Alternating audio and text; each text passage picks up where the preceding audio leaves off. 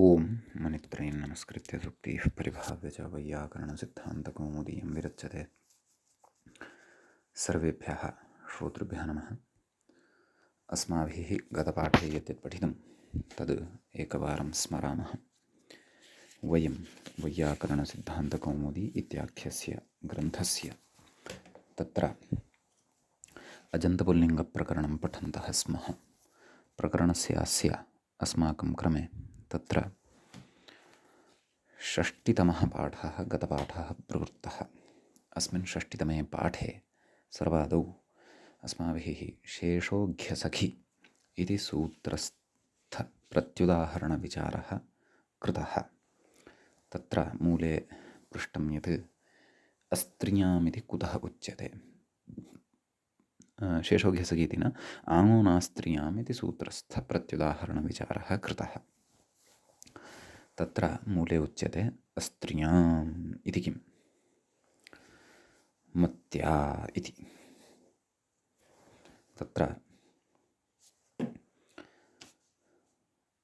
नाम अयं न इति आदेशः पुल्लिङ्गस्य एव विषयः भवति, स्त्रियान् न भवति। अतः मत्या इत्यत्र तु तत्र यण एव भवति, न इति न भवति, अन्यथा मतिना इति अनिष्टं रूपं भवति स्म।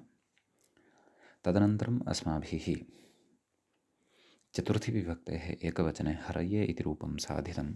तदर्थं तत्र घेर्ङिति इति सूत्रं च पठितं। घिसंज्ञकस्य ङितिसुपि गुणः स्यात् इति तस्य अर्थः दृष्टः। हरये इति रूपं साधितं। तत्र प्रत्युदाहरणमपि दृष्टं। घेः इति कुतः उच्यते? सखिशब्दस्य घिसंज्ञा न भवति इति कृत्वा तत्र गुणः न भवति, अपि तु यणेव भवति। अतः सख्ये इत्येव तत्र सिद्धं भवति। एवञ्च ततः ङिति किं हरिभ्याम् इत्युच्यते।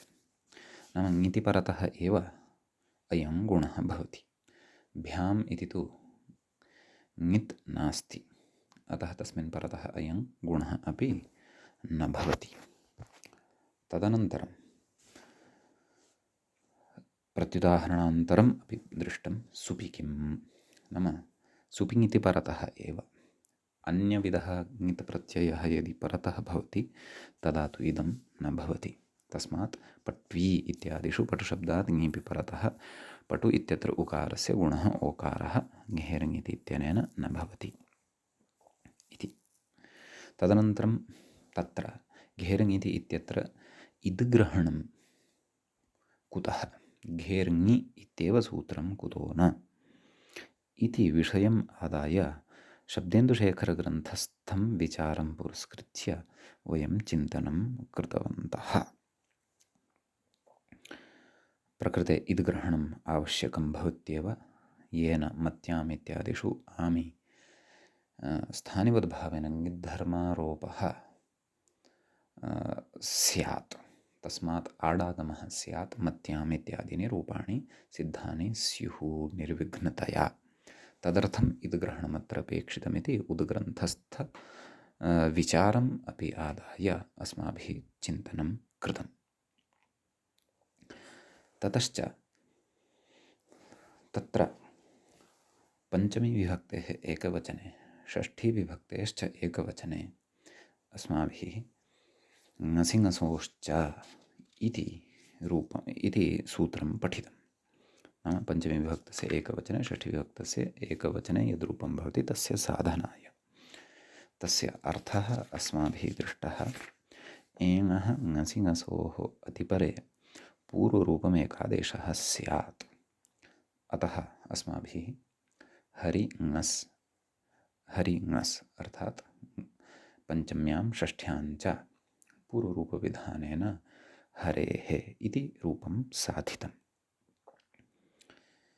द्विवचने हर्योः इति रूपं भवति, षष्ठी द्विवचने बहुवचने हरीणामिति रामाणाम् इति वद्भवति। परन्तु एवं सत्यं सद्यः अत्र हरेः इति रूपं तु अस्माभिः साधितं, परन्तु ङसि ङसोश्च इति सूत्रस्थः विचारः व्याख्यागतः अस्माभिः क्रियमाणः वर्तते। समीचीनं। गतपाठस्य अन्ते व्याख्यायाः पङ्क्तयः इत्थम् आसन्: पञ्चम्येकवचनस्य षष्ठ्येकवचनस्य रूपमेतत् किं हरेः इति। तदनन्तरम् उक्तवान् व्याख्याता, यद्यपि ङसि ङसौ द्वौ एङौ च द्वौ तथापि न यथासङ्ख्यम् इष्यते इत्युक्तम्। ङसि ङसौ द्वौ स्तः, एङौ अपि द्वौ स्तः, तथापि यथासङ्ख्यनियमः तु अत्र नेष्यते। कुतः नेष्यते? तत्र कश्चन विचारः अस्माभिः अग्रे कर्तव्यः अत्र वर्तते। अतः वयं एतावन्तं विषयं, तत्र एतावत् पर्यन्तं विषयं गतपाठे पठितवन्तः। इदानीम् अस्माभिः तत्र अग्रिमस्य पाठस्य आरम्भः क्रियते। गतपाठः तावत् षष्टितमः पाठः आसीत्।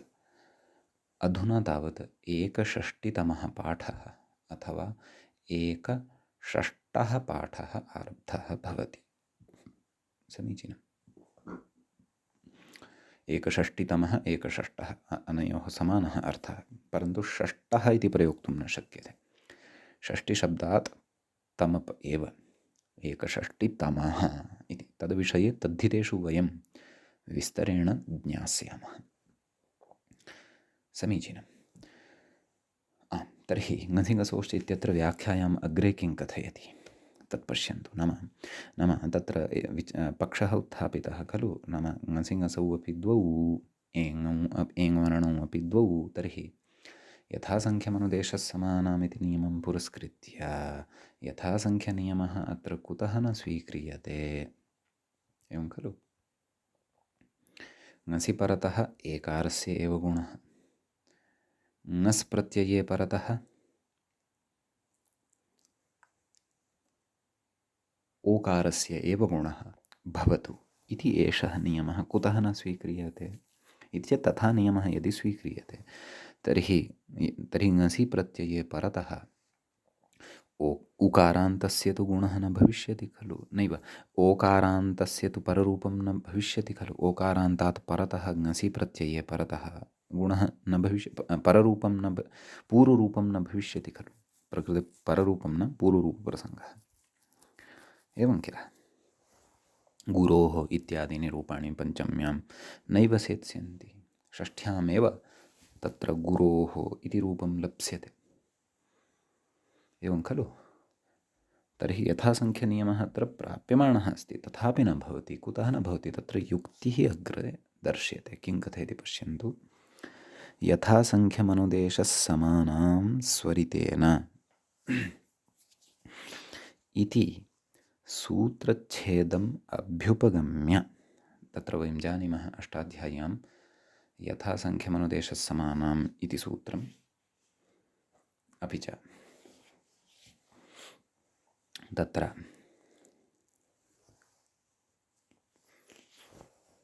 स्वरितेनाधिकारः इति सूत्रं क्रमशः पठितं वर्तते।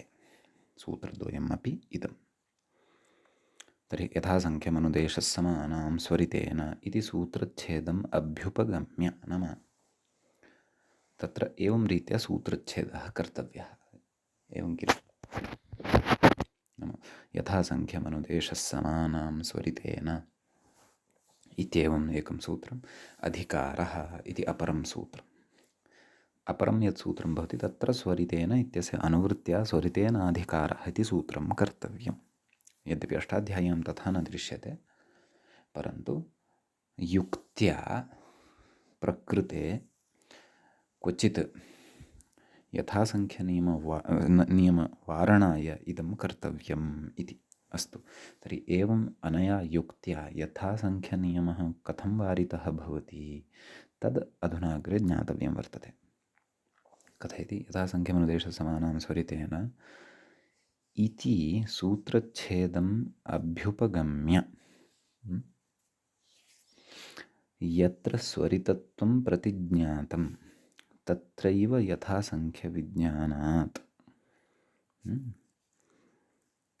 इति यथासङ्ख्यसूत्रभाष्ये स्पष्टम्।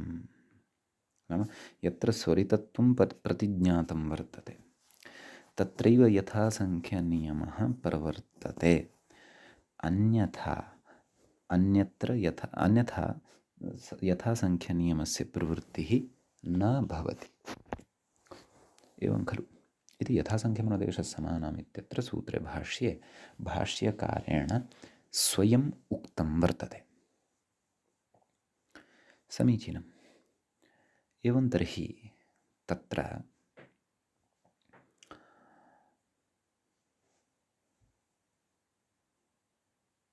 कः अभिप्रायः अस्य वचनस्य इति चेत् यावत् संख्याकाः स्थानिनः विधेयाः आदेशाः वा वर्तन्ते तेषु यदि समानरूपेण स्वरितत्वं प्रयुक्तं वर्तते अथवा स्वरितत्वं प्रयुक्तं वर्तते तेषु सूत्रेषु स्वरितचिह्नं यदि प्रयुक्तं दृश्यते तत्रैव यथासङ्ख्यनियमः भवति इति अस्माभिः विज्ञेयम्। येषु सूत्रेषु आचार्येण स्वरितत्वं न प्रयुक्तं वर्तते, समाहारः स्वरितस्वरः न प्रयुक्तः वर्तते, तत्र यथासङ्ख्यनियमः न भवति इति निर्णेतव्यम् इति महाभाष्यकारस्य आज्ञा वर्तते। प्रकृतसूत्रे च क्व ङसिङसोश्च प्रकृते स्वरितत्वं नास्ति। एवं खलु विधानप्रसङ्गः प्रकृते नास्ति इति कृत्वा अत्र यथासङ्ख्यनियमः अपि न भवति। अत्र युक्तिः दर्शिता वर्तते, तदेव यथासङ्ख्यमनुदेशसमानां स्वरितेन इति। स्वरितत्वं तत्र अपेक्षितं नान्यथा इति।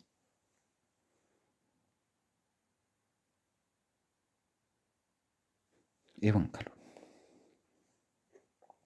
इत्येव उपायः। समीचीनं। तत्र प्रमाणमपि ददाति। किं नाम अत्र एतादृशकरणे एतादृशव्याख्यानस्य स्वीकारे स्वयं सूत्रकारः प्रमाणं भवति। कथं प्रमाणं भवति तत् कथयति अग्रे। अच्चघेः उपसर्गे घोः किः इति प्रमाणं वर्तते। अच्चघेः षष्ठी वर्तते तत्र।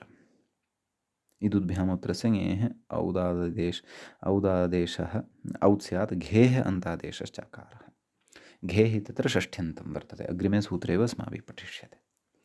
तर्हि षष्ठ्यन्तात् तत्र घी नाम षष्ठ्यन्ते अस्मिन् पदे घी इति शब्दात् ङस् प्रत्ययः विधीयते।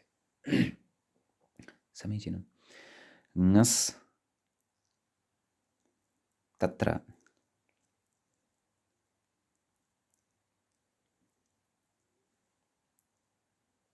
नाम षष्ठीविभक्तेः एकवचनान्तं रूपं वर्तते वा न वा।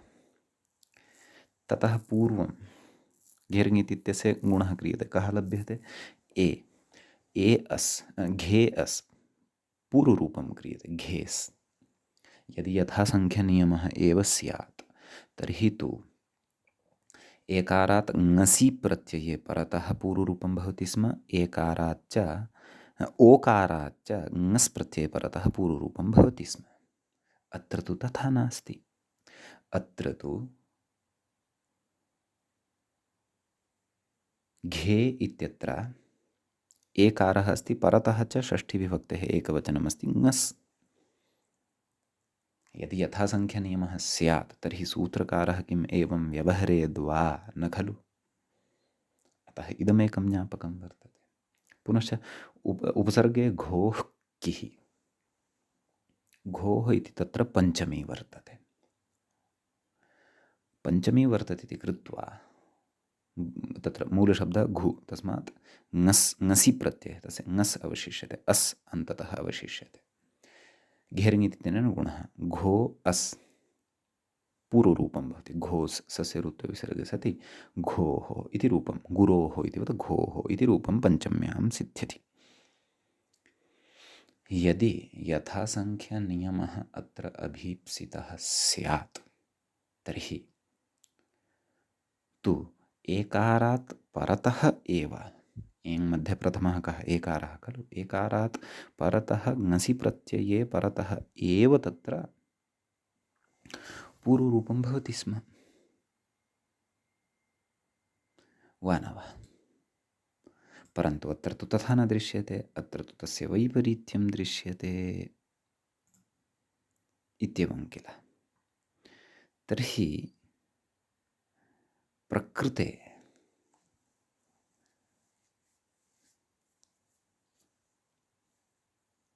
किं कर्तव्यं नाम तदेव यथासङ्ख्यनियमः न स्वीकर्तव्यः तावदेव। सूत्रकारस्य अयं प्रयोगः ज्ञापकः भवति। यदि अत्रापि यथासङ्ख्यनियमः अभविष्यत् तर्हि तु अव्यवस्थितं सर्वं भवति स्म। एते प्रयोगाः एव उपपन्नाः न भवन्ति स्म, परन्तु सूत्रकारेण स्वयं घेः घोः इति अनयोः प्रयोगयोः सत्तया स्वयम् इदं ज्ञापितं वर्तते, अथवा अनयोः शब्दयोः अनयोः पदयोः प्रयोगं कृत्वा स्वयम् इदं ज्ञापितं वर्तते यत् यथासङ्ख्यमनुदेशसमानाम् इत्यत्र इत्यस्य ङसिङसोश्च इत्यत्र प्रवृत्तिः नास्ति। तस्मादेव च अयम् अपि सिद्धान्तः बहिरायाति यत् यथासङ्ख्यमनुदेशसमानां स्वरितेन इति सूत्रच्छेदम् एवम् अवगन्तव्यं। नाम स्वरितेन यत्र निर्देशः कृतः वर्तते यस्मिन् सूत्रे तत्रैव यथासङ्ख्यनियमः अवगन्तव्यः, यत्र निर्देशः न कृतः वर्तते तत्र यथासङ्ख्यनियमः न भवति इति। समीचीनम् इति एतावान् विशेषः अस्मिन् विचारे अत्र वर्तते। यद्यपि मूले अयं विचारः नोक्तः तथापि अस्माभिः नितरां व्याख्यायाम् एषः विचारः अवगन्तुं शक्य एव इति अहं चिन्तयामि। यतोहि एतत् सम्बद्धानि अन्यानि सर्वाणि अपि सूत्राणि यथासङ्ख्यमनुदेशसमानां स्वरितेन अधिकारः इत्यादीनि सर्वाणि अपि सूत्राणि अस्माभिः सुपठितानि वर्तन्ते। अतः समीचीनम्। ततः अग्रे किं कथयन्नस्ति इति चेत्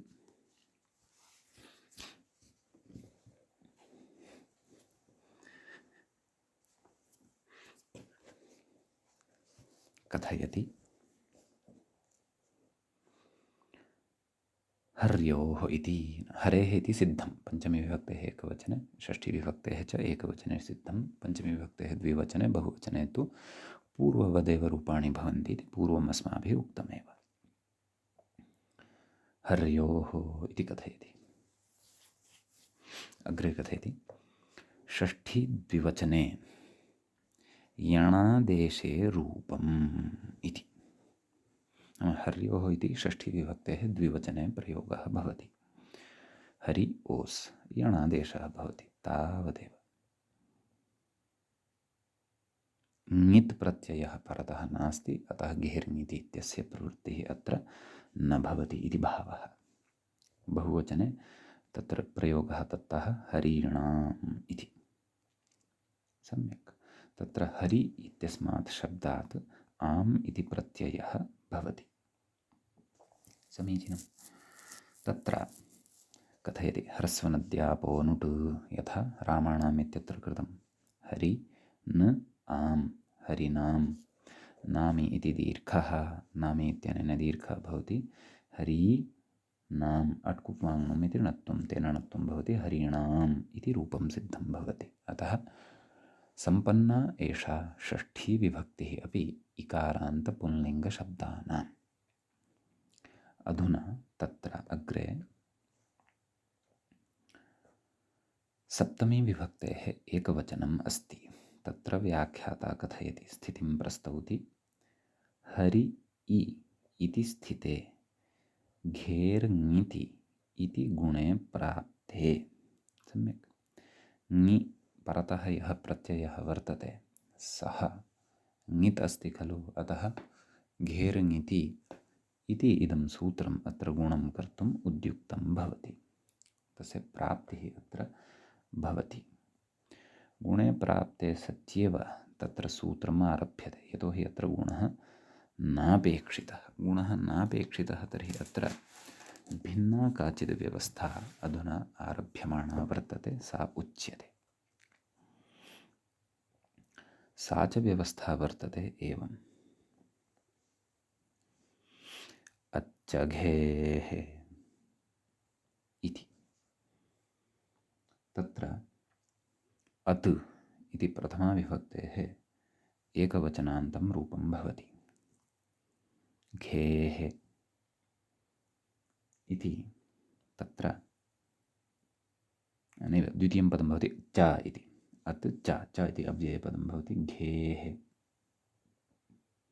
घेः इति इत्यत्र षष्ठीविभक्तिः भवति। षष्ठीविभक्तेः एकवचनान्तम् इदं पदं भवति। पश्यन्तः स्मः वयं सप्तमाध्यायस्य तृतीयपादस्य 19-शततमम् इदं सूत्रं भवति। सम्यक्। तत्र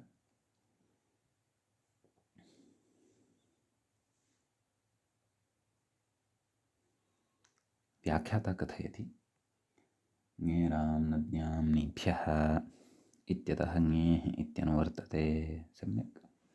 इदं च सूत्रम् अस्माभिः अग्रे पठिष्यते, किं ङेरां नद्यां नीभ्यः इति। ततः कथयति इदुद्भ्याम् इति औत्। इदुद्भ्याम् इति औत् इति च सूत्रम् अनुवर्तते। नाम गतसूत्रात् इदुद्भ्यां तत्र गतसूत्रमेव वर्तते। अस्मिन् क्रमे अत्रैव पादे इदुद्भ्यां तत्समग्रमपि सूत्रम् अनुवर्तते। औत् इति च अर्थात् औत् इति सूत्रमपि तत्र अनुवर्तते। तदाह अतः कथयति किम् इदुद्भ्याम् इत्यादिना। तत्र मूले पश्यन्तु। इदुद्भ्याम् उत्तरस्य ङेः औत् स्यात्। अन्तादेशश्च अकारः इति। नाम इकारात् उकारात् च परतः, अर्थात् इकारः अन्ते भवति यस्य, उकारः च अन्ते भवति यस्य, अथवा इरूपः एव कश्चन शब्दः अथवा ऊरूपः एव च कश्चन शब्दः यदि भवति, तस्मात् उत्तरस्य नाम तस्मात् परतः विद्यमानस्य ङेः औत् स्यात्। नाम ङि इत्यस्य स्थाने, समग्रस्य ङि प्रत्ययस्य स्थाने औत् इति आदेशः भवति। घेः अन्तादेशश्च अकारः अपि च घिसंज्ञकः यः वर्तते शब्दः, तस्य अन्ते यः वर्तते वर्णः, तस्य स्थाने अकारः भवति। तर्हि कार्यद्वयम् एतेन क्रियते। अन्तादेशः इति अयम् अर्थः कुतः लभ्यते, तत्र व्याख्याता कथयन् अस्ति। पश्यन्तु। अन्तादेश इति अग्रे कथयति अलोन्त्यपरिभाषा लभ्यमेतत् इति। नाम अलोन्त्यस्य इति परिभाषाद्वारा इदं प्राप्तं भवति इति भावः। सम्यक्। ततः सूत्रार्थः अवगतः। ङि इत्यस्य स्थाने औदादेशः अर्थात् औ इति आदेशः, घिसंज्ञकः च यः वर्णः वर्तते तस्य अन्ते विद्यमानस्य वर्णस्य अकारादेशः भवति इति भावः। सम्यक्। अग्रे उच्यते वृद्धिः। पश्यन्तु। वृद्धिरिति व्याख्याता तत्र स्पष्टीकरणं करोति। हर औ इति स्थिते वृद्धिरेचि इति वृद्धौ हरौ इति रूपम् इत्यर्थः। नाम वृद्धिरेचि इत्यनेन वृद्धौ सत्यां हरौ इत्यस्य रूपस्य सिद्धिः भवति इति। सिद्धं करोति। तर्हि इकारान्त पुंलिङ्गशब्दानां सप्तमी विभक्तेः एकवचनस्यापि अस्माभिः व्यवस्था अत्र दृष्टा। समीचीनम्। अग्रे कथयति हर्योः अर्थात् षष्ठीविभक्तेः द्विवचने ओसि प्रत्यये परतः यण संधिं विधाय यथा हर्योः इति रूपं साधितं तद्वद् सप्तमे विभक्तेः द्विवचने अपि हर्योः इत्येव रूपं भवति इति भावः। समीचीनम्। ततः कथयति हरिषु, मूले पश्यन्तु, हरिषु व्याख्याता कथयति आदेशप्रत्यययोः एवं खलु इत्यनेन सूत्रेण षत्वम्, अर्थात् हरिशब्दात् सुपु इति प्रत्ययः भवति, तस्य सु इति एतावदेव अवशिष्यते, हरि सु षत्वं भवति, हरिषु इति रूपं सिद्धं भवति। समीचीनम्। अग्रे कथयति मूले एवं श्रीपत्यग्निरविकव्यादयः, अर्थात् एवं रीत्या यथा हरिशब्दः साधितः तद्वद् श्रीपतिशब्दः अर्थात् इकारान्तः, पतिशब्दस्तु न, तत्र भेदः अस्ति, तद्विषये अग्रे पठिष्यते, पतिः समास एव इत्यत्र, परन्तु श्रीपति समासे यत्र श्रीपतिशब्दः आगच्छति तत्र हरिशब्दवदेव सर्वाणि रूपाणि। अग्निशब्दः भवतु पुल्लिङ्गे भवति सः शब्दः, रविशब्दः वा भवतु, कविशब्दः वा भवतु, अथवा एतादृशाः अन्ये वा इकारान्ताः शब्दाः ये तावत् पुल्लिङ्गे भवन्ति ते शब्दाः एवं सिद्ध्यन्ति इति भावः, यथा हरिशब्दः सिद्धः। समीचीनम्। अग्रे कथयति अथ सखिशब्दात् सुः इति।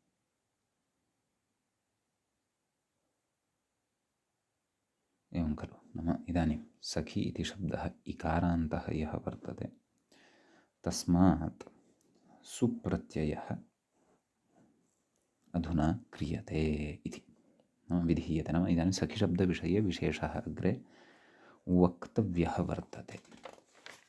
एवं खलु, वयं जानीमः शेषोघ्यसखि इत्यत्र सखी इति इकारान्तं शब्दं विहाय अन्ये ये इकारान्ताः, ह्रस्व इकारान्ताः, ह्रस्व उकारान्ताः च अनदिसंज्ञकाः शब्दाः तेषाम् अथवा तदन्तानां घिसंज्ञा भवति, परन्तु सखिशब्दस्य तु घिसंज्ञा न भवति, अतः तद्विषये अपि बुद्धौ स्मर्तव्यं। समीचीनम्। सखिशब्दविषये सन्ति विशेषाः, तच्च अधुना इतः आरभ्यन्ते। यथा हरिशब्दस्य रूपाणि भवन्ति तथैव सखिशब्दस्यापि सर्वाणि रूपाणि भवेयुः इति नास्ति। क्वचित् साम्यं भवेत्, परन्तु सर्वेषु रूपेषु साम्यं न भवति, अतः जागरूकतया अस्माभिः सखिशब्दविशेषः इदानीम् अग्रे द्रष्टव्यः वर्तते। समीचीनम्। तत्र कथयति सखी स इति स्थिते, सखी स इत्यवस्थायाम् अनङ्सौ सूत्रमारभ्यते, अनङ्सौ सूत्रे द्वे पदे स्तः, अनङ् प्रथमा विभक्तेः एकवचनान्तं रूपम् इदं भवति। एवं खलु, सौ सौ इति तत्र सप्तमी विभक्तेः एकवचनान्तं रूपं भवति। समीचीनं। तत्र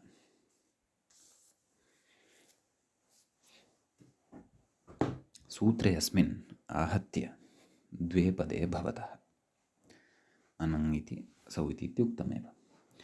प्रकृते किं किम् अनुवर्तते एतद् द्रष्टव्यं वर्तते।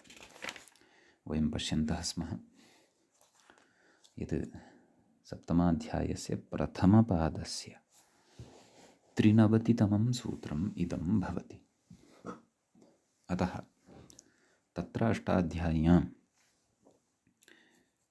व्याख्यानात् प्रसङ्गानुरोधेन च किं किं तत्र अनुवर्तते इति द्रष्टव्यम्। तत्र सख्युरसम्बुद्धौ इति किञ्चन सूत्रं, तत् सूत्रम् अत्र अनुवर्तते।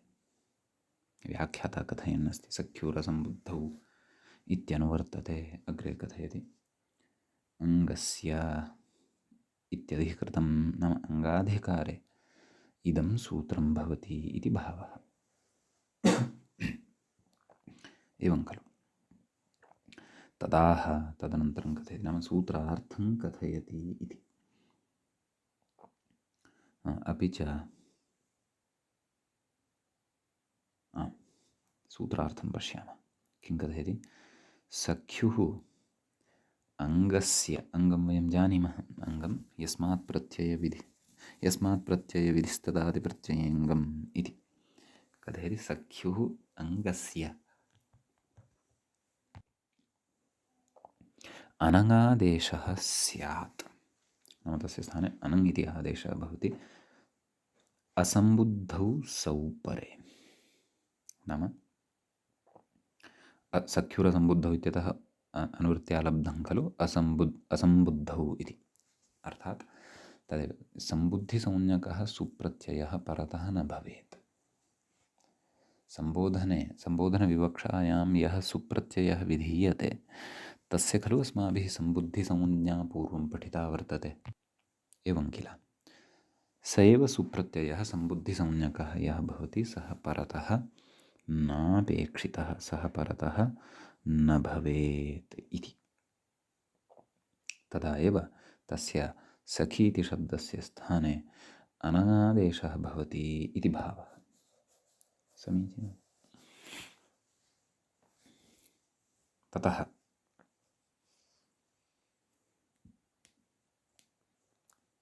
सूत्रार्थः दृष्टः। अग्रे व्याख्याता कथयति सौ इति प्रथमा एकवचनम्। अत्र कश्चन विशेषः अस्ति। व्याख्याता अत्र अस्माभिः तु सप्तम्यन्तमित्युक्तं खलु, सः काञ्चित् भिन्नामेव युक्तिं प्रदर्शयन् अस्ति। अस्तु पश्यामः किं कथयति। सौ इति प्रथमा एकवचनं, न तु सप्तमी बहुवचनं। कुतः एवं कथयति? असम्बुद्धौ इति पर्युदासात् इति। एवं खलु। असम्बुद्धौ सौ,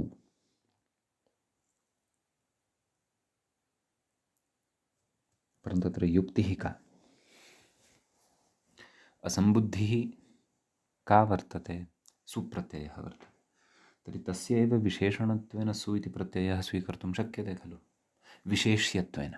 सुः सम्बुद्धिः, एवं खलु। सुः सम्बुद्धिश्चेत् तर्हि सौ इत्यत्र प्रथमाविभक्तेः सौ इत्यत्र सप्तमीविभक्तेः एकवचने का आपत्तिः इति। वा न वा इति जिज्ञासा अत्र जायते। तदेव तत्त्वबोधिनीकारः अपि अत्र कथयति असम्बुद्धौ इति पर्युदासात् सौ इति प्रथमा एकवचनं गृह्यते इति। न तु सप्तमी बहुवचनं, नाम इदं सप्तमी विभक्तेः बहुवचनं तु नास्ति।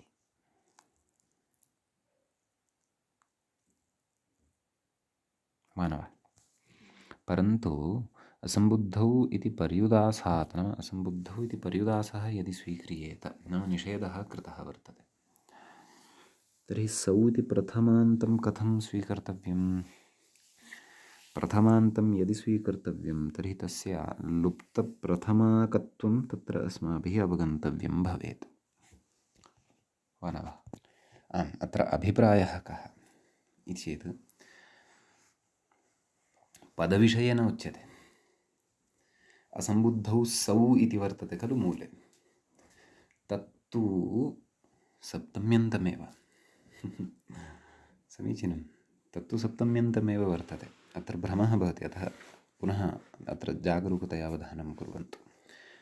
मूले यद् सौ उक्तं तत्तु सप्तम्यन्तमेव वर्तते। अत्र वस्तुतः व्याख्याता यद् कथयन् अस्ति किम्, सौ इति प्रथमा एकवचनं न तु सप्तमी बहुवचनम्। अर्थात् सु इति प्रथमा विभक्तेः एकवचने यः प्रत्ययः भवति खलु सु, तस्य सप्तमी विभक्तेः एकवचनं सूत्रे वर्तते इति भावः। न तु सप्तमी विभक्तेः बहुवचने सुप् इति यः प्रत्ययः भवति तस्य अनुबन्धलोपं विधाय सु इति यः अवशिष्यते भागः, तस्य सप्तमी एषा अत्र नास्ति इति भावः। समीचीनं। नाम सूत्रे या सप्तमी प्रयुक्ता वर्तते सम्बुद्धौ असम्बुद्धौ, तत्र अनङ् सौ इत्यत्र सौ इति, तत्र सप्तमी वर्तते अथवा प्रथमा वर्तते विभक्तिः इति विचारः न, परन्तु सा सप्तमी कस्यां विभक्तौ विद्यमानस्य प्रत्ययस्य वर्तते इति विचारः अस्ति। अतः तत्र विचार्यते एषा सप्तमी तत्र सु इति प्रत्ययः यः प्रथमाविभक्तेः एकवचने वर्तते, तस्य सु इति शब्दस्य सप्तमी विभक्तिः एषा वर्तते। अर्थात् प्रथमाविभक्तेः एकवचने सु इति प्रत्ययः यः भवति सः अनेन ज्ञायते। सुप् इति सप्तमी विभक्तेः बहुवचने यः सु इति अवशिष्यते, पकारस्य इति संज्ञा भवति, तस्य अवशिष्टस्य सु इत्यस्य सप्तमी एषा नास्ति इति भावः अस्ति। समीचीनम्। एवं रीत्या एषा पङ्क्तिः स्पष्टीकर्तव्या। सकृदेव पठित्वा ईषद् भ्रमं जनयति एषा पङ्क्तिः, परन्तु स्वारस्यम् इदमेव वर्तते, अत्र युक्तञ्च वर्तते। अपि च कुतः प्रथमाविभक्तेः एकवचनं वचनस्य सु इत्यस्य एव एषा सप्तमी विभक्तिः अस्ति इति चेत् तत्र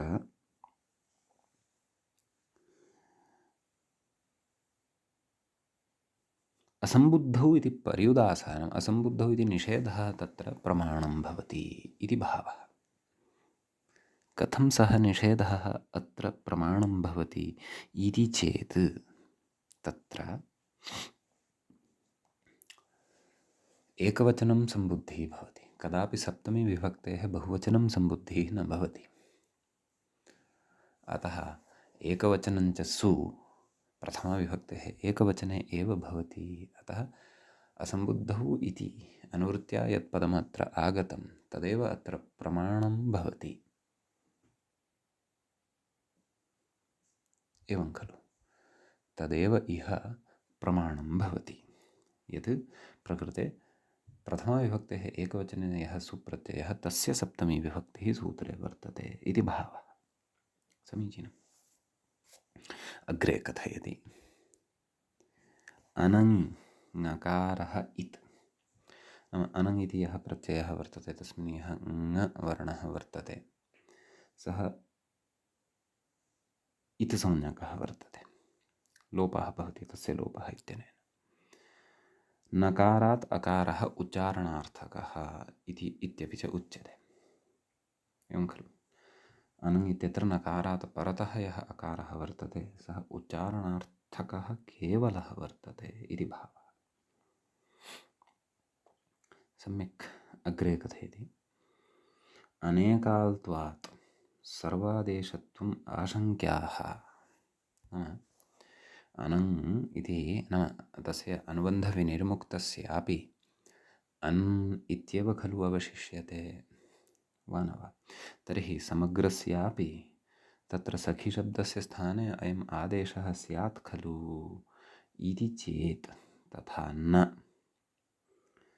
कथयति इत्यत आह किमाह ङिच्च, मूले पश्यन्तु, ङिच्च इति अन्तादेशः इति। नाम ङिच्च ङिदपि अन्त्यस्य एव स्थाने भवति इति अस्माभिः परिभाषाप्रकरणे ङिच्च इति सूत्रपठनवेलायां विस्तरेण पठितम्। समीचीनम्। इति अन्तादेशः नाम ङिच्च इत्यपि अन्त्यस्य एव स्थाने अयमादेशो भवति इति भावः। सम्यक्। तर्हि स्पष्टं यत् सखि इत्यस्मिन् यः अन्त्यः इकारः वर्तते तस्य इकारस्य स्थाने एव अनङ् इति आदेशः भवति। अतः सख् अन् सखन् इति मेलनेन जायते, ततः सुप्रत्ययः परतः भवति, तस्य स इति अवशिष्यते। सखन् स, समीचीनं। सखन् स इति स्थिते उपधाकार्यं वक्ष्यन्, इदानीम् अग्रिमं कार्यमत्र अस्ति, महती व्यवस्था अग्रे अस्माभिः ज्ञातव्या वर्तते। अतः सोपानशः सर्वेपि विषयाः एते बुद्धौ स्थापनीयाः। कथयति, सखन् स इति स्थिते उपधाकार्यं वक्ष्यन्, नाम उपधाकार्यम् अग्रे वदिष्यति। उपधासंज्ञामाह, नाम सखन् स इत्यत्र उपधाकार्यं किञ्चन अग्रे वक्ष्यते, तत्र सर्वनामस्थाने चासम्बुद्धौ इत्यनेन। परन्तु उपधा नाम का इति यदि ज्ञातव्यं तर्हि तत्र अस्माभिः तत्र उपधा संज्ञाविधायकं सूत्रं सम्यक्तया अवगन्तव्यं भवति। तच्च सूत्रम् एव। कथम्? अलोन्त्यात् पूर्व उपधा इति। समीचीनं। तत्र सूत्रे त्रीणि पदानि भवन्ति। अलः इति एकं पदं, पञ्चमी विभक्तेः एकवचनान्तम् इदं पदं भवति। अन्त्यात् इत्यपि पञ्चमी विभक्तेः एकवचनान्तं पदं भवति। पूर्वः प्रथमा विभक्तेः एकवचनान्तम् इदं पदं भवति। उपधा इदं प्रथमा विभक्तेः एकवचनान्तं पदं भवति। अनेकपदमिदं सूत्रं, नाम अनेकं पदम् अस्मिन् सूत्रे वर्तते, अर्थात् अलः इति, अन्त्यात् इति, पूर्वः इति, उपधा इति च।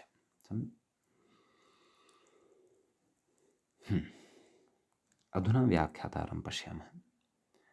सः किं कथयति? अलः इति पञ्चमे उक्तमेव।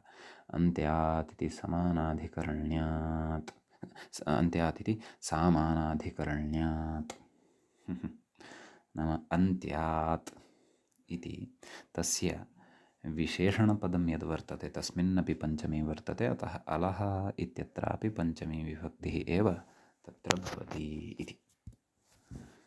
अल् प्रत्याहारः वर्णपर्यायः।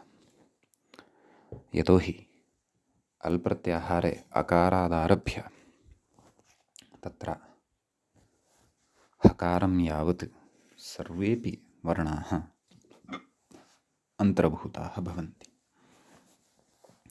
अतः तत्र अल् इत्यनेन, नाम अलोन्त्यात् पूर्वोपधः इत्यत्र अल् इत्यनेन वर्णः ग्राह्यः कश्चन। अग्रे कथयति, पूर्वोऽपि अलेव गृह्यते इति। नाम अलः अन्त्यात् पूर्वः, सूत्रार्थः दृष्टः खलु, अन्त्यात् अलः पूर्वः वर्णः उपधासंज्ञः स्यात्।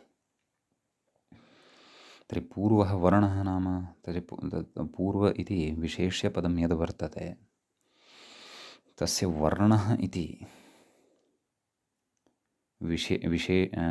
पूर्वः इति विशेषणपदं यद् वर्तते तस्य वर्णः इति विशेष्यपदं सूत्रार्थे कुतः स्वीक्रियते? एवं खलु, वर्णशब्दस्तु सूत्रे नागतः, न च अनुवृत्त्या स्वीकृतः। आम्, यः अल् इति वर्णपर्यायः इत्युक्तं तदर्थं तु सूत्रार्थे अपि साक्षात् उक्तं, किम्? अन्त्यात् अलः इति, वा न वा? तर्हि तद्विषये एव स्पष्टतां कुर्वन्नस्ति। नाम सूत्रे पूर्वशब्दः यः वर्तते तेन पूर्वशब्देनापि अलेव गृह्यते इति। पूर्वोऽपि अलेव गृह्यते, नाम वर्णः एव इति। कुतः कथयति? साजात्यात्, ततः पूर्वमपि तस्य तज्जातीयः एव कश्चन वर्णविशेषः भवति। कश्चन खरः गर्दभः गौः वा तु तस्मात् पूर्वः न भवति। शब्दशास्त्रमिदं, शब्दशास्त्रस्यैव विचारः अत्र क्रियमाणः वर्तते। अतः तज्जातीयः एव पूर्वः अत्र तत्र भवति। तज्जातीयः पूर्वः तत्र डित्थः अथवा गजः वा न भवति। एवं खलु?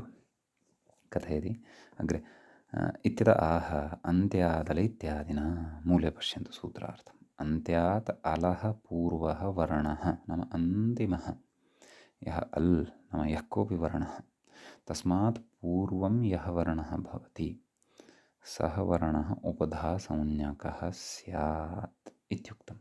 तस्य उपधा इति नाम भवति इति। समीचीनं। यथा उदाहरणमिदमेव यदस्माभिः प्रकृते उदाहृतं वर्तते, आरब्धं वर्तते। किं? सखन् स्, अत्र अन्तिमः वर्णः भवति सखन् इत्यत्र नकारः, एवं खलु। तस्मात् पूर्वं कः वर्णः वर्तते चेत् अ इति वर्णः वर्तते। वस्तुतः सः अ इति वर्णः तत्र उपधाभूतः भवति, तस्य उपधासंज्ञा भवति। तस्य किं कार्यं कर्तव्यं तत्तु अग्रे वक्ष्यते। समीचीनमेव। राम इत्यत्र अन्तिमः वर्णः अकारः, तर्हि उपधावर्णः मकारः। राजन् इत्यत्र अन्तिमः वर्णः नकारः, उपधावर्णः जकारोत्तरवर्ती अकारः। समीचीनम्। इदानीं व्याख्यात्रा केचन विचाराः अत्र उच्यमानाः वर्तन्ते। कथयति अलः किम् इति। नाम इति अलः इति कुतः उच्यते? अलः अन्त्यात् पूर्व उपधा इति खलु उक्तं, तत् कुतः उच्यते? एवं किल। तत्र कथयति शिष्ट इत्यस्य शास् धातौ नाम इत्यस्य इति न, इत्यत्र कश्चन प्रयोगः शब्दः वर्तते। कः? शिष्टः। अपि च वयं किं कः विचारः अस्माभिः आरब्धः वर्तते यत् सूत्रे अलः इति कुतः उच्यते? अन्त्यात् पूर्व उपधा इत्येव उच्यताम्। अलः इति किमर्थं वक्तव्यं? तर्हि तत्र प्रत्युदाहरणम् उपस्थाप्य अलः इति पदस्य आवश्यकताविषये व्याख्यात्रा अग्रे उच्यमानं वर्तते। कथयति शिष्ट इत्यत्र शास् धातौ नाम अत्र शास् धातुः भवति आस् इति सङ्घातात् पूर्व शकारस्य उपधात्वं न भवति वा न वा? यदि अल्ग्रहणं न क्रियेत तर्हि शास् इति धातौ नाम शिष्ट इत्यत्र मूलधातुः कः? शास् इति। तस्य अन्त्यः सकारः एव ग्राह्यः इति आवश्यकं नास्ति खलु। कश्चन वदेत् शकारात् क्षन्तव्यः अन्त्यः सकारः एव शासधातोः ग्राह्यः इति आवश्यकं नास्ति खलु। कश्चन वदेत् शास् इत्यत्र अन्त्यः यः सकारः तस्य च आदिः यः आकारः अहम् एतयोः द्वयोः सङ्घातम् अन्त्यं मन्ये। सङ्घातः अर्थात् समूहः। अनयोः द्वयोः समूहम् अन्त्यं मन्ये इति कश्चन वदेत् वा न वा? तर्हि शास् धातु आस् इति सङ्घातात् पूर्वशकारस्य नाम आस् इति समूहः यः वर्तते तम् अन्त्यं मत्वा तस्मात् पूर्वशकारस्य नाम तत्र यः तस्मात् पूर्वः यः शास् धातौ प्रथमवर्णत्वेन दृश्यते यः शकारः उपधात्वं न भवति। नाम सः उपधासंज्ञां न प्राप्नोति इति वा न वा? तस्य उपधासंज्ञा न भवति। अन्यथा शास् नाम यदि तस्यापि नाम आकारसकारयोः अन्त्यं सङ्घातम् आकारसकारयोः सङ्घातम् अन्त्यं मत्वा ततः प्राक्तनस्य शकारस्यापि उपधात्वं यदि स्यात्, उपधासंज्ञा यदि स्यात्, तर्हि किं स्यात् तद् कथयन्नस्ति अग्रे। नाम का अनिष्टता स्यात्? कथयति अन्यथा शास इदं हलोः इति एकं सूत्रं, तेन इत्थं क्रियते। कथयति इति शकारस्य इकारप्रसङ्गः। वस्तुतः शिष्ट इत्यादिषु तत्र शास् इत्यत्र यः शकारोत्तरवर्ती आकारः वर्तते खलु तस्य इत्वं विधीयते। श इ शि स त सकारस्य षत्वं भवति, शिष त ष्टुत्वं भवति, शिष्ट इति रूपं सिद्धं भवति। एवं खलु। यदि तु प्रकृतसूत्रे अलग्रहणं न क्रियेत तर्हि कश्चन अन्त्यस्य आकार सकारयोः सङ्घातस्य अन्त्यत्वं प्रतिपाद्य शकारस्य उपधासंज्ञामपि कथयेत्। तस्मात् अत्र विद्यमानस्य शकारस्य इत्वं स्यात्, यतोहि उपधा इत्यस्य उपधाभूतस्य वर्णस्य इत्वं क्रियते। केन? शास इदङ्घलोः इत्यनेन। यदि तस्य सूत्रार्थं पश्यन्ति तदा अयं विषयः ज्ञातः भवति। सद्यः सामान्येन उक्तं। तर्हि प्रकृते उपधासंज्ञकः शकारः स्यात्। शकारस्य इत्वं स्यात्, नाम तस्य स्थाने इकारादेशः स्यात्। तस्य स्थाने यदि इकारादेशः संजातः तर्हि इ आस् त गुणः भविष्यति। एस् नाम इ ए इत्यनयोः सत्यं यण् भविष्यति। इकारस्य यण् य ए ये येस् त तदनन्तरं सकारस्य षत्वं येष् त ष्टुत्वं येष्ट येष्टः इति रूपं भविष्यति, न तु शिष्टः इति रूपं भविष्यति। येष्टः इति अनिष्टं रूपं भविष्यति।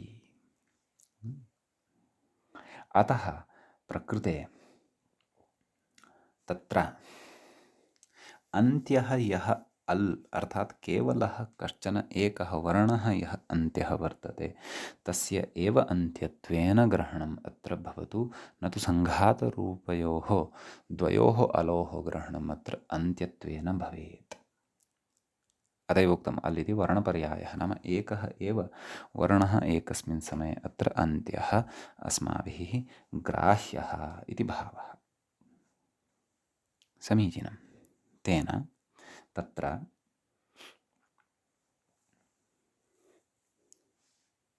सकारात् पूर्वं विद्यमानस्य आकारस्य एव उपधासंज्ञा भवति। सम्यक्, न तु शकारस्य। अपि च पुस्तके लिखितं खलु शास इदङ्घलोः इति। सम्यक्, तत्र शास इत्यत्र यः अन्ते अकारः दृश्यते किल, सः नास्ति तत्र।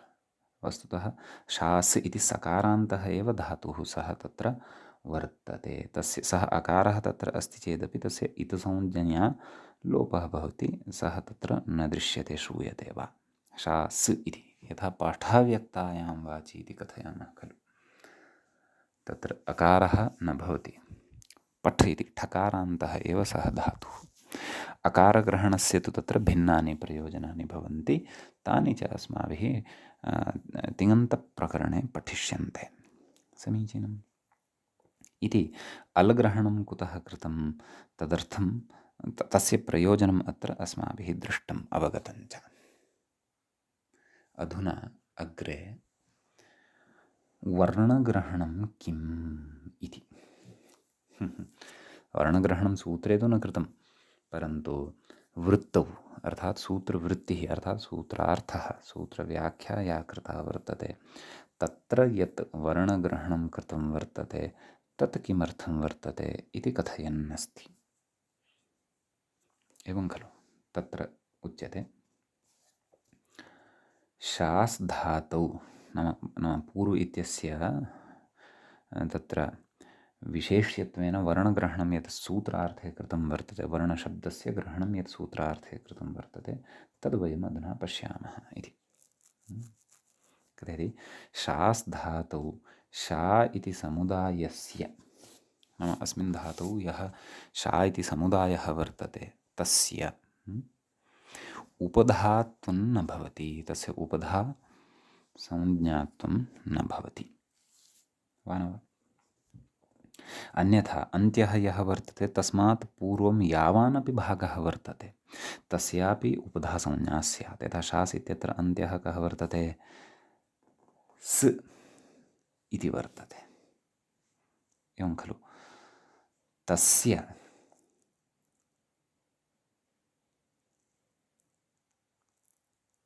एवं खलु तस्य समग्रस्यापि शा इत्यस्य उपधः संज्ञा स्यात् अपि च मया अधुना उक्तं खलु शास इति वस्तुतः सकारान्तः एव एषः धातुः मया भ्रमः तत्र प्राप्तः अहं शास इदङ्घलोः इत्यत्र शास इति यदुक्तं तदेव धातुत्वेन गृह्णन्नस्मि तत्तु षष्ठ्यन्तं रूपम् अस्ति शास् इत्यस्य अतः तत् परिष्कुर्वन्तु शास् इति सकारान्तः एव धातुः एषः यतः अत्र पश्यन्तु अस्यां पङ्क्तौ एवं लिखितं खलु शास् धातौ शा इति समुदायस्य उपधात्वं न भवति इति सम्यक् भवतु अग्रे कथयति नाम यदि वर्णग्रहणं न कृतं स्यात् प्रकृतविचारं प्रति पुनः आगच्छन्तु वर्णग्रहणं यदि न कृतं स्यात् तर्हि अन्त्यात् पूर्वं यावानपि शब्दसमुदायः वर्तते समग्रस्यापि उपधासंज्ञा स्यात् तेन तदेव कथयति शा इति समुदायस्य उपधात्वं न भवति यदि वर्णग्रहणं क्रियते तर्हि तु सकारात् प्राक्तनः यः शकारोत्तरवर्ती आकारः वर्तते तस्य एव उपधासंज्ञा भवति इत्युच्यते एवं खलु अग्रे कथयति अन्यथा शा इति समुदायस्य इकारः स्यात् तर्हि शा इति तदेव नाम शा इति यावान् समुदायः वर्तते तस्य समग्रस्य एव इकारः तत्र केन शास इदङ्घलोः इत्यनेन स्यात् तर्हि किं स्यात् इ क्तप्रत्ययस्य त इत सुप्रत्ययः सस्य ऋत्वे विसर्गति इतः इति रूपम् अनिष्टं लप्स्यते रूपं तु तत्र अपेक्षितं भवति शिष्टः इति सम्यक् अग्रे कथयति न च अलोन्त्यपरिभाषया आकारस्य एव इकारः भवति इति वाच्यं केन शास इदङ्घलोः इति खलु तत्र शास इत्यत्र यः उपधा वर्णः अथवा उपधा भागः यदि तदेव यदि वर्णग्रहणं न क्रियेत तर्हि सकारात् पूर्वं विद्यमानस्य समग्रस्यापि शकाराकारयोः यः समुदायः तस्य अर्थात् शकारस्य आकारस्य च यः समुदायः तस्य समग्रस्यापि तत्र उपधा इति संज्ञा स्यात् तदापि क्षतिर्नास्ति यतोहि अलोन्त्यपरिभाषा इति एका वर्तते किमुच्यते यो षष्ठीनिर्दिष्टस्य अन्त्यस्याल आदेशः स्यात् तर्हि शास इदङ्घलोः इत्यनेन कस्य इत्थमुच्यते शासः उपधा इत्यस्य उच्यते शासः उपधा इदानीं वर्णग्रहणाभावे का भवति इति चेत् शा इति भवति तस्यां शा इति उपधायाम् अन्त्यः कः भवति आ इति भवति तस्य आकारस्य एव इकारः अलोन्त्यपरिभाषया भविष्यति इति अतः वर्णग्रहणं न कर्तव्यम् इति अपि न वक्तव्यम्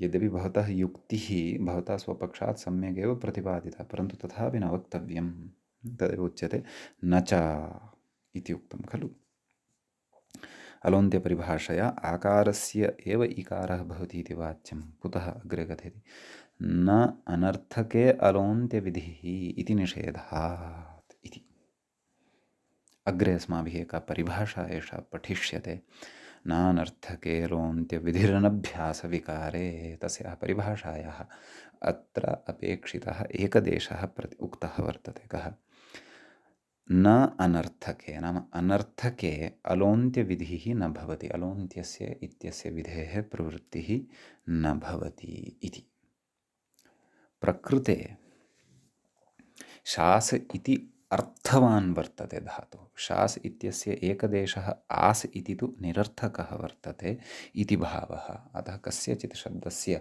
निरर्थके अलोन्त्यस्य इत्यस्य प्रवृत्तिः न भवति इत्युच्यते समीचीनम् इति एतावान् विशेषः एतत् सूत्रगतः भवति इतः अग्रे वयम् अग्रिमे पाठे पठिष्यामः सखिशब्दस्य प्रथमाविभक्तेः एकवचने एव वयम् इतोपि स्मः एतत् सम्बद्धाः विचाराः अग्रे अस्माभिः करिष्यन्ते अधुना तावत् अयं पाठः अत्रैव उपसंह्रियते अत्रैव मङ्गलं भवति मुनित्रयं नमस्कृत्य उक्तिः परिभाव्य च वैयाकरणसिद्धान्तकौमुदीयं विरच्यते एवञ्च अस्माकं क्रमे अजन्तपुल्लिङ्गप्रकरणस्यास्य एषः 61तमः पाठः सम्पन्नतां गतः। नमः सर्वेभ्यः श्रोतृभ्यः।